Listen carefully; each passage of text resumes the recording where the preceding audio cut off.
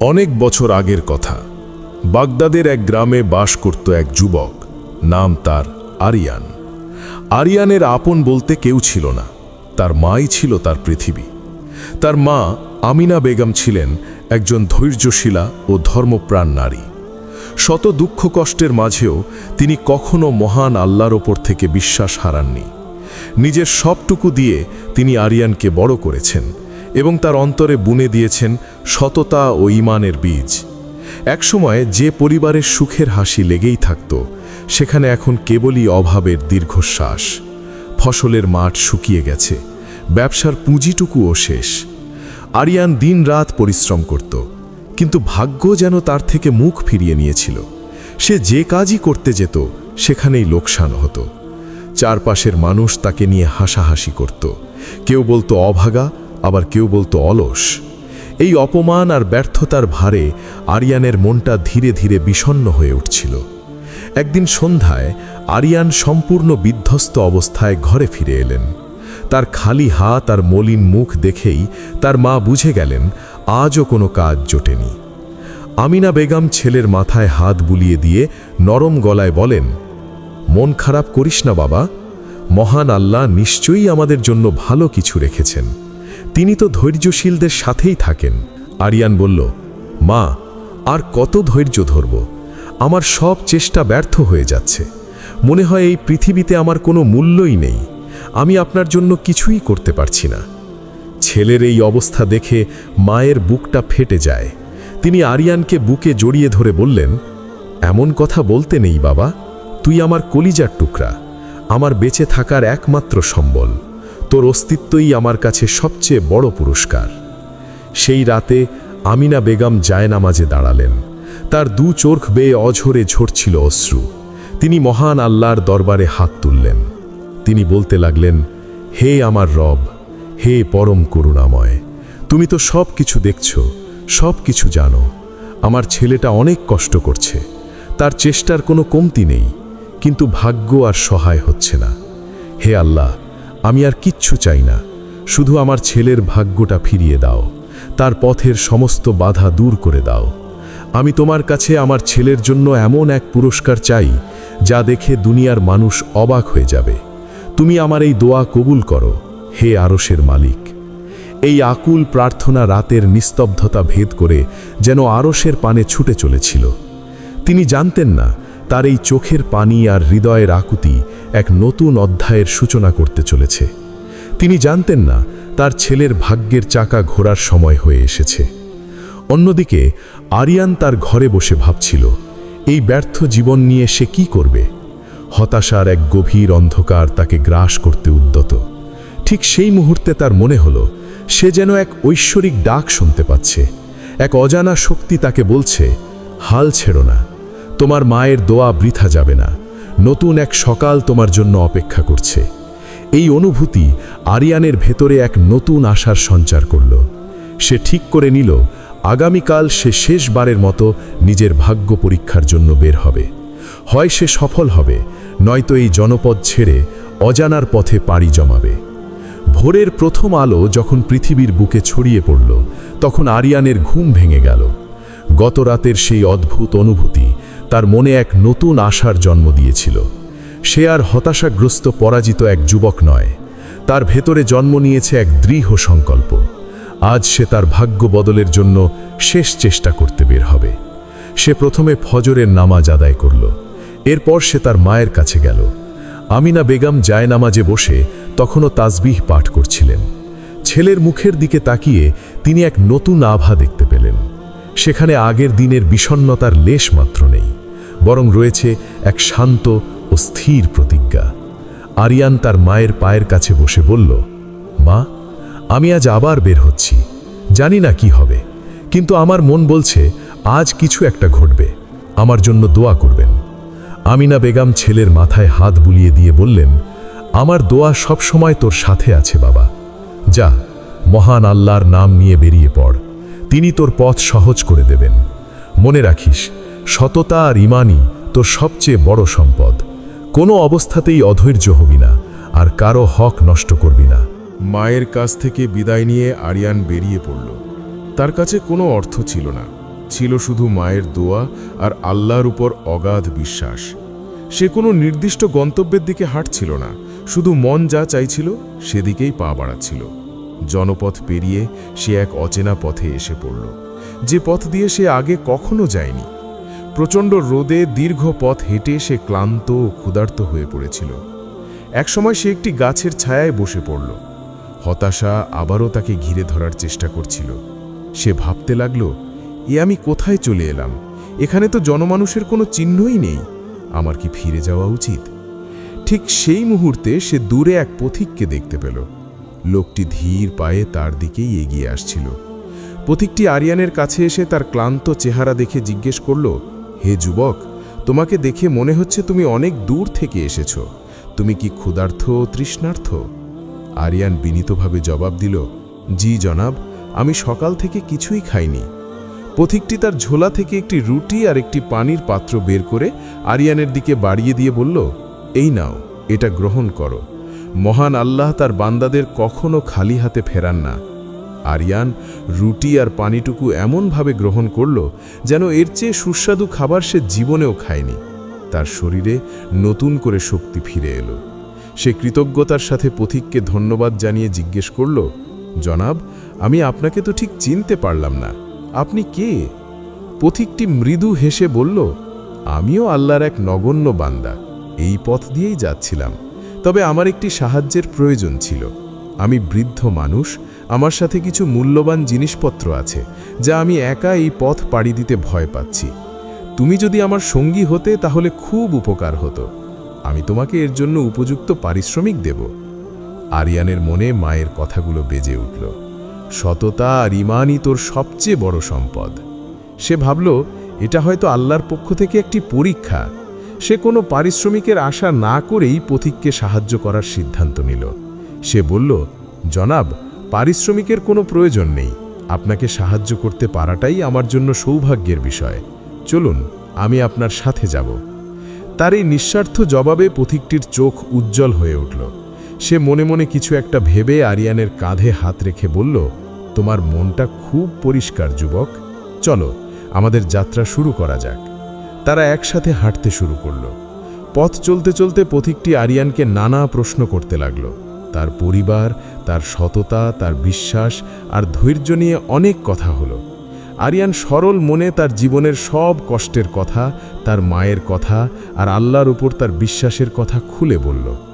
পথিকটি মনোযোগ দিয়ে সব শুনল, কিন্তু কোনো মন্তব্য করল না। সূর্য যখন পশ্চিম আকাশে ঢেলে পড়েছে, তখন তারা এক নির্জন জায়গায় এসে পৌঁছল। জায়গাটা ছিল পাথুরে আর কিছুটা ভুতুরে। পথিকটি হঠাৎ থেমে গিয়ে বলল, আমরা আমাদের গন্তব্যে প্রায় পৌঁছে গেছি, কিন্তু তার আগে তোমাকে একটি কঠিন পরীক্ষার মুখোমুখি হতে হবে। এই কথা শুনে আরিয়ানের বুকের ভেতরটা কেঁপে উঠল। সে অবাক হয়ে জিজ্ঞেস করল, কি পরীক্ষা জনাব? পথিকটি তার ঝোলা থেকে একটি ছোট অত্যন্ত ভারী সিন্দুক বের করল। সিন্দুকটির ওপরে ছিল এক অদ্ভুত নকশা করা তালা। সে সিন্দুকটি আরিয়ানের হাতে দিয়ে বলল, এই সিন্দুকের ভেতরে আমার সারা জীবনের সঞ্চয় রয়েছে। এর মূল্য এতটাই বেশি যে তা কল্পনাও করা যায় না। আমি তোমাকে এই সিন্দুকটি এক রাতের জন্য আমানত হিসেবে রাখতে দিচ্ছি। মনে রেখো, এর ভেতরে কি আছে তা দেখার চেষ্টা করবে না, আর কোনো অবস্থাতেই এটি খুলবে না। কাল সকালে আমি ফিরে এসে এটা নিয়ে যাব। যদি তুমি এই আমানত রক্ষা করতে পারো, তবেই তুমি আমার আসল পুরস্কারের যোগ্য হবে। এই বলে পথিকটি যেদিক থেকে এসেছিল সেদিকেই ফিরে যেতে লাগল। আরিয়ান হতভম্ব হয়ে তার যাওয়ার পথের দিকে তাকিয়ে রইল। তার হাতে এখন এক অমূল্য সম্পদ আর কাঁধে এক বিশাল দায়িত্ব। এই নির্জন ভয়ঙ্কর জায়গায় একাকী এক রাত, সাথে এমন এক অমূল্য সন্দিক। তার ঈমান আর সততার সবচেয়ে বড় পরীক্ষাটি সবেমাত্র শুরু হতে চলেছিল। রাতের অন্ধকার, এক পাথুরে প্রান্তর, ঝিঝি পোকার একটানা শব্দ আর দূর থেকে ভেসে আসা অজানা পশুর ডাক, সবকিছু মিলে এক ভুতুরে পরিবেশ তৈরি হয়েছে। আরিয়ানের হাতে সেই ভারী রহস্যময় সিন্দুক, তার বুকের ভেতরটা ঢিপঢিপ করছে। এ কেমন পরীক্ষা? এক অচেনা পথিক, এক অমূল্য আমানত, আর এই নির্জন প্রান্তরে সে একা। ক্লান্ত শরীর নিয়ে আরিয়ান একটি বড় পাথরে হেলান দিয়ে বসল। সিন্দুকটিকে সে বুকের সাথে এমনভাবে জড়িয়ে ধরল যেন এটি তার নিজের জীবনের চেয়েও দামি। সময় কাটছিল না। রাতের প্রহর যত বাড়ছিল তার মনের ভেতরকার দ্বন্দ্ব তত তীব্র হচ্ছিল। আরিয়ানের চোখের সামনে ভেসে উঠল তার মায়ের মুখ। মায়ের সেই কথাগুলো তার কানে বাজতে লাগল। সততা আর ঈমানই তোর সবচেয়ে বড় সম্পদ। কোনো অবস্থাতেই অধৈর্য হবি না। আরিয়ান মনে মনে বলল, না, আমি আমার মায়ের বিশ্বাস ভাঙতে পারি না। আমি আমার রবকে ধোঁকা দিতে পারি না। এটা আমার কাছে আমানত। জীবন দিয়ে হলেও আমি এই আমানত রক্ষা করব। কিন্তু এবার তার মনে হলো, যদি কোনো দস্যু বা হিংস্র পশু আক্রমণ করে, সে কিভাবে এই সিন্দুক আর নিজেকে রক্ষা করতে পারবে? সে চারদিকে তাকাতে লাগল, কিন্তু জমাট বাঁধা অন্ধকার ছাড়া কিছুই চোখে পড়ল না। তার মনে হলো যে কোনো মুহূর্তে বিপদ আসতে পারে। ভয় আর প্রলোভনের এই দ্বন্দ্বে আরিয়ান প্রায় দিশেহারা হয়ে পড়ছিল। ঠিক তখনই তার মনে হলো, তার তো ভয় পাওয়ার কিছু নেই। যার সাথে স্বয়ং আল্লাহ আছেন, তার আবার কিসের ভয়? সে তো আল্লাহর নাম নিয়েই ঘর থেকে বেরিয়েছে। সে উঠে দাঁড়িয়ে অজু করে নিল। এরপর সে নামাজ আদায় করল। নামাজ শেষ করে সে আল্লাহর কাছে সাহায্য চাইল। হে আমার রব, তুমি ছাড়া আর কোনো সাহায্যকারী নেই। তুমি আমাকে শয়তানের প্ররোচনা আর সকল বিপদ থেকে রক্ষা করো। আমাকে এই কঠিন পরীক্ষায় উত্তীর্ণ হওয়ার শক্তি দাও। আমি যেন আমার মায়ের সম্মান আর আমার ঈমান রক্ষা করতে পারি। নামাজ শেষ করার পর তার মনটা আশ্চর্যজনকভাবে শান্ত হয়ে গেল। তার ভেতরের সমস্ত ভয়, লোভ আর অস্থিরতা দূর হয়ে গেল। সে বুঝতে পারল, এই পরীক্ষা শুধু সিন্দুক পাহারা দেওয়ার নয়, এই পরীক্ষা তার নিজের ভেতরের নফসকে দমন করার, তার ঈমানকে মজবুত করার। সে আবার পাথরের উপর বসে সিন্দুকটি কোলে নিয়ে চোখ বন্ধ করল। সে আর দস্যু বা পশুর কথা ভাবছিল না সিন্দুকের ভেতরের সম্পদের কথাও। সে শুধু আল্লাহর জিকির করতে লাগল। তার মনে হচ্ছিল এক ঐশ্বরিক শক্তি তাকে চারপাশ থেকে ঘিরে রেখেছে। কোনো বিপদই তাকে স্পর্শ করতে পারবে না। এভাবেই কেটে গেল রাতের সবচেয়ে অন্ধকার প্রহর। একসময় পূর্ব আকাশে দেখা দিল ভোরের প্রথম আভা। পাখির কিচিরমিচির শব্দে চারপাশের নিস্তব্ধতা ভাঙতে শুরু করল। আরিয়ান চোখ খুলে দেখল, রাতের সেই ভয়াল রূপ আর নেই। স্নিগ্ধ আলোয় চারপাশটা মায়াভী লাগছে। সে সফলভাবে রাতটা পার করে দিয়েছে। তার আমানত সম্পূর্ণ সুরক্ষিত। আরিয়ান যখন ভোরের এই সৌন্দর্য দেখছিল, ঠিক তখনই সে তার সামনে সেই পথিককে দেখতে পেল। তার মুখে সেই একই রকম প্রশান্তির হাসি। পথিকটি এগিয়ে এসে বলল, হে যুবক, আমি ফিরে এসেছি। আমার আমানত কোথায়? আরিয়ান কোনো কথা না বলে সসম্মানে সিন্দুকটি তার দিকে বাড়িয়ে দিল।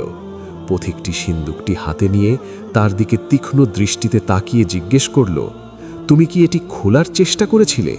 তোমার মনে কি একবারও লোভ জন্মায়নি? আরিয়ান শান্ত গলায় জবাব দিল, জনাব, শয়তান আমাকে অনেক প্ররোচনা দিয়েছিল, ভয়ও দেখিয়েছিল, কিন্তু আমার মায়ের শিক্ষা আর আল্লাহর উপর বিশ্বাস আমাকে পথভ্রষ্ট হতে দেয়নি। এটি আপনার আমানত ছিল, আর আমানতের খেয়ানত করা মহাপাপ। আমি আমার ঈমানের সাথে বিশ্বাসঘাতকতা করতে পারিনি। আরিয়ানের এই জবাবে পথিকটির মুখ উজ্জ্বল হয়ে উঠল। তার ঠোঁটের কোণে ফুটে উঠল এক রহস্যময় হাসি। সে বলল, সাব্বাস যুবক, আমি জানতাম তুমি পারবে। তুমি তোমার সততা, ধৈর্য আর ঈমানের এক অসাধারণ পরিচয় দিয়েছ। তুমি এই কঠিন পরীক্ষায় সফলভাবে উত্তীর্ণ হয়েছ। তারপর সে এমন কিছু করল যা দেখে আরিয়ান বিস্ময়ে হতবাক হয়ে গেল। পথিকটি সেই অদ্ভুত নকশা করা তালাটি কোনো চাবি ছাড়াই শুধু হাত দিয়ে স্পর্শ করতেই তা খুলে গেল। সে সিন্দুকের ডালাটা আরিয়ানের সামনে মেলে ধরল, কিন্তু ভেতরে যা ছিল তা দেখে আরিয়ানের চোখ ছানা বড়া হয়ে গেল। সে যা কল্পনা করেছিল তার কিছুই সেখানে নেই। সিন্দুকটি ছিল সম্পূর্ণ ফাঁকা, ভেতরে কোনো হিরে, জহরবত বা স্বর্ণমুদ্রা নেই, আছে শুধু ধুলোবালি আর কয়েকটি সাধারণ পাথর। আরিয়ান কিছুই বুঝতে না পেরে পথিকটির মুখের দিকে তাকিয়ে রইল। তার মনে হাজারো প্রশ্ন। এই কি সেই অমূল্য সম্পদ? এই ফাঁকা সিন্দুকের জন্যই কি তার এত বড় পরীক্ষা নেওয়া হলো? ফাঁকা সিন্দুকটির দিকে তাকিয়ে আরিয়ান স্তব্ধ হয়ে গিয়েছিল। তার মনে হচ্ছিল তার সাথে এক নিষ্ঠুর পরিহাস করা হয়েছে। সারা রাতের ভয়, কষ্ট আর মানসিক দ্বন্দ্বের পর এই তার প্রতিদান। তার চেহারায় ফুটে ওঠা বিস্ময় ও হতাশার ছাপ দেখে পথিকটি মৃদু হেসে বললেন, অবাক হচ্ছ তাই না যুবক? ভাবছ এই ফাঁকা সিন্দুকের জন্য তোমার এত বড় পরীক্ষা নেওয়া হলো? আরিয়ান কোনো উত্তর দিতে পারল না, শুধু তাকিয়ে রইল। পথিকটি বলতে লাগল, আরিয়ান, এই সিন্দুকের ভেতরের সম্পদ চোখে দেখা যায় না, হাত দিয়ে স্পর্শ করা যায় না। এর আসল সম্পদ ছিল তুমি নিজেই, তোমার সততা, তোমার ধৈর্য, তোমার ঈমান। এগুলোই হলো আসল সম্পদ, যা হীরা জহরতের চেয়েও 1000 গুণ বেশি দামি। আমি দেখতে চেয়েছিলাম জাগতিক লোভের ঊর্ধ্বে উঠে তুমি সেই সম্পদকে রক্ষা করতে পারো কিনা। তুমি তাতে সফলভাবে উত্তীর্ণ হয়েছ। আরিয়ান তখনও ঘোরের মধ্যে ছিল। সে বিনীতভাবে জিজ্ঞেস করল, কিন্তু জনাব, আমি আপনার পরিচয় জানতে পারলাম না। আপনি কে আর কেনই বা আমার এই পরীক্ষা নিলেন? পথিকটির মুখমণ্ডলে এবার এক স্বর্গীয় আভা ফুটে উঠল। এই পথিক কোনো সাধারণ মানুষ নন। পথিকটি বলল, আমি আল্লাহর পক্ষ থেকে প্রেরিত এক ফেরেশতা। তোমার মায়ের চোখের পানিতে ভেজা দোয়া কবুল হয়ে গেছে। তিনি আল্লাহর কাছে তোমার জন্য এমন এক পুরস্কার চেয়েছিলেন যা দেখে দুনিয়ার মানুষ অবাক হয়ে যাবে। কিন্তু মহান আল্লাহ কোনো বান্দাকে না মেপে কিছু দেন না। তিনি দেখতে চেয়েছিলেন তুমি সেই পুরস্কারের যোগ্য কিনা। তাই তোমার এই পরীক্ষা নেওয়া হলো। তোমার সততা, নিঃস্বার্থপরতা আর আল্লাহর উপর অগাধ বিশ্বাস প্রমাণ করেছে যে তুমি সেই পুরস্কারের যোগ্য। এই কথা শুনে আরিয়ানের 2 চোখ বেয়ে অশ্রু গড়িয়ে পড়ল। এ অশ্রু দুঃখের নয়, এ হলো পরম প্রাপ্তির কৃতজ্ঞতার। সে বুঝতে পারল তার মাই তার জন্য এই সৌভাগ্যের দরজা খুলে দিয়েছেন। ফেরেশতা বললেন, আরিয়ান, এবার তোমার পুরস্কার গ্রহণের পালা। চোখ বন্ধ করো এবং তোমার মায়ের কথা স্মরণ করো। আরিয়ান চোখ বন্ধ করল। তার হৃদয়ের সমস্তকু দিয়ে সে তার মাকে স্মরণ করল। সে অনুভব করল এক শীতল বাতাস তার সারা শরীর ও মনকে জুড়িয়ে দিচ্ছে। কিছুক্ষণ পর ফেরেশতা তাকে চোখ খুলতে বললেন।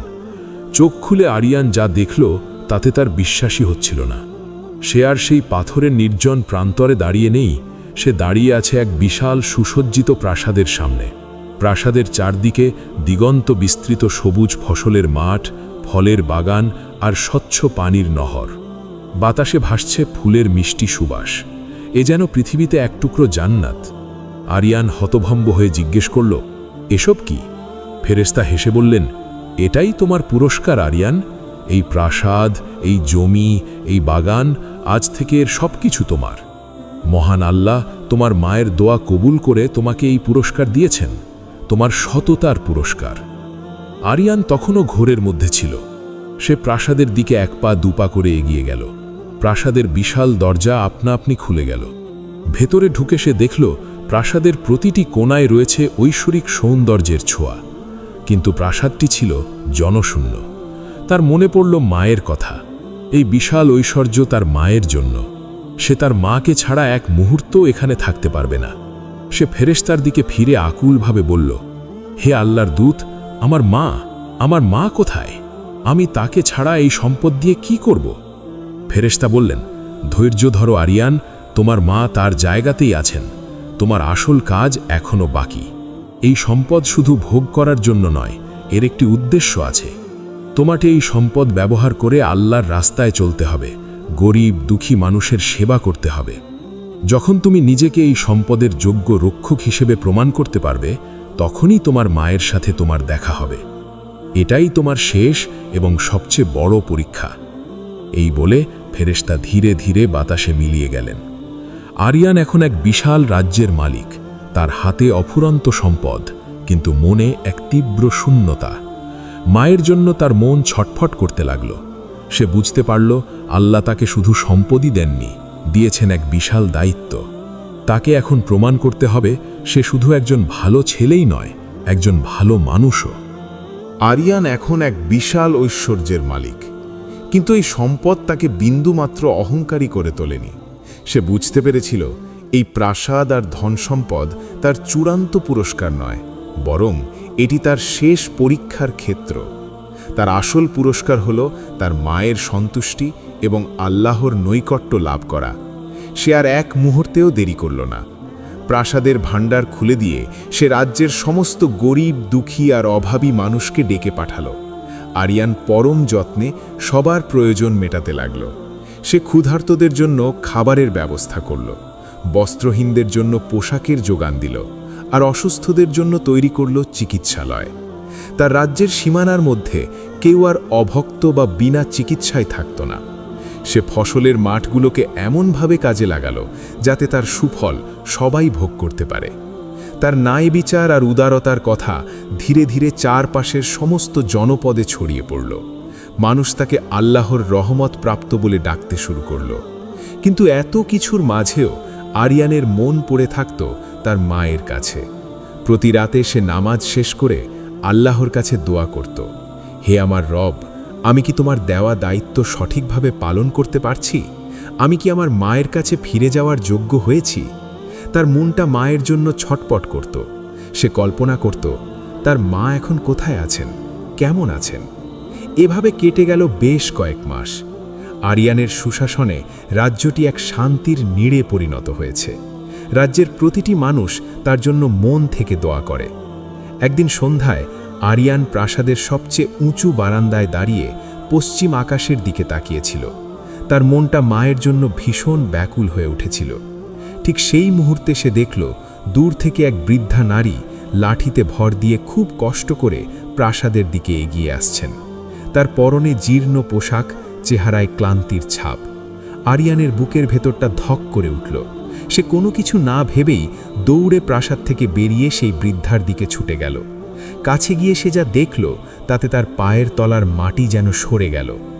এ তো তার মা আমিনা বেগম, কিন্তু তার এ অবস্থা কেন? আরিয়ান কান্নায় ভেঙে পড়ে কাঁদতে কাঁদতে বলল, মা, এ তোমার কি অবস্থা? আমি তোমার ছেলে আরিয়ান, তুমি এখানে এভাবে কেন এসেছ? আমিনা বেগম ছেলের মাথায় হাত রাখলেন।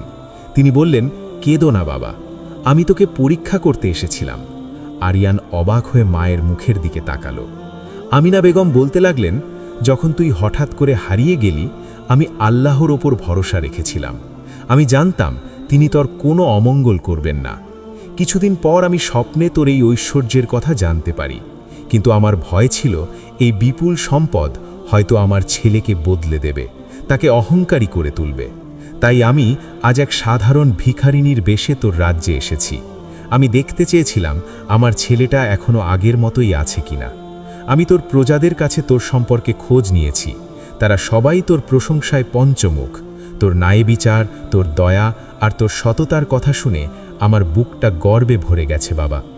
তিনি আরিয়ানকে বুকে জড়িয়ে ধরে বললেন, তুই আল্লাহর শেষ পরীক্ষায়ও পাশ করেছিস আরিয়ান। তুই শুধু আমার ছেলেই নস, তুই হাজারো মানুষের আশ্রয়। আমি তোর উপর সন্তুষ্ট। মায়ের এই কথাগুলো শোনার সাথে সাথেই আরিয়ানের চারপাশের দৃশ্যপট আবার বদলেতে শুরু করল।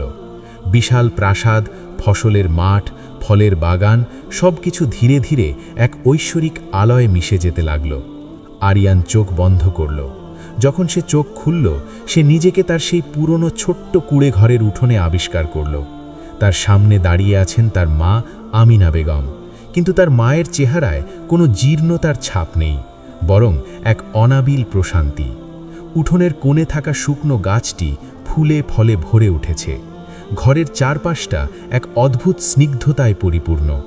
আরিয়ান কিছুই বুঝতে পারছিল না। সে কি স্বপ্ন দেখছিল? আমিনা বেগম হেসে বললেন, অবাক হচ্ছিস? মহান আল্লাহ তোর সততা ও ঈমানের পুরস্কার দিয়েছেন। আল্লাহ তোকে শুধু জাগতিক সম্পদই দেননি, দিয়েছেন মনের শান্তি আর অল্পে তুষ্ট থাকার নেয়ামত। তোর রাজ্যের প্রজারা ছিল তোর ঈমানের পরীক্ষা, আর তোর সবচেয়ে বড় পুরস্কার হলো তোর মায়ের দোয়া আর আল্লাহর সন্তুষ্টি, যা তুই অর্জন করেছিস। আরিয়ান বুঝতে পারল এতক্ষণ সে যা দেখেছে তা ছিল আল্লাহর পক্ষ থেকে এক আধ্যাত্মিক অভিজ্ঞতা, এক রুহানি সফর। আল্লাহ তাকে দেখিয়েছেন চাইলে তিনি তাকে দুনিয়ার সব সম্পদ দিতে পারতেন, কিন্তু তার জন্য যা উত্তম তিনি তাই দিয়েছেন। আরিয়ান আবারও মায়ের পায়ে লুটিয়ে পড়ে কৃতজ্ঞতায় কাঁদতে লাগল। সে তার জীবনের সবচেয়ে বড় সত্যটি উপলব্ধি করতে পারল। মায়ের দোয়া আর আল্লাহর ওপর অগাধ বিশ্বাস থাকলে ভাগ্য বদলাতে সময় লাগে না। জাগতিক ধন সম্পদের চেয়েও বড় পুরস্কার হল মনের শান্তি, ঈমানের দৃঢ়তা আর মায়ের আঁচলের ছায়া। আসসালামু আলাইকুম। আমাদের ইসলামিক স্টোরিজ ইন বাংলা চ্যানেলের ভিডিওগুলো যদি আপনার ভালো লাগে তাহলে অবশ্যই ভিডিওতে লাইক করবেন এবং আপনার মূল্যবান মতামত জানাতে কমেন্ট করবেন এবং শেয়ার করবেন। আর নতুন নতুন ইসলামিক গল্প, দাওয়া, নবীদের জীবনী ও শিক্ষামূলক ভিডিও পেতে আমাদের চ্যানেলটিকে সাবস্ক্রাইব করতে ভুলবেন না। আল্লাহ আমাদের সবাইকে হেদায়েত দান করুন এবং দুনিয়া ও আখেরাতে সফলতা দান করুন। আমিন।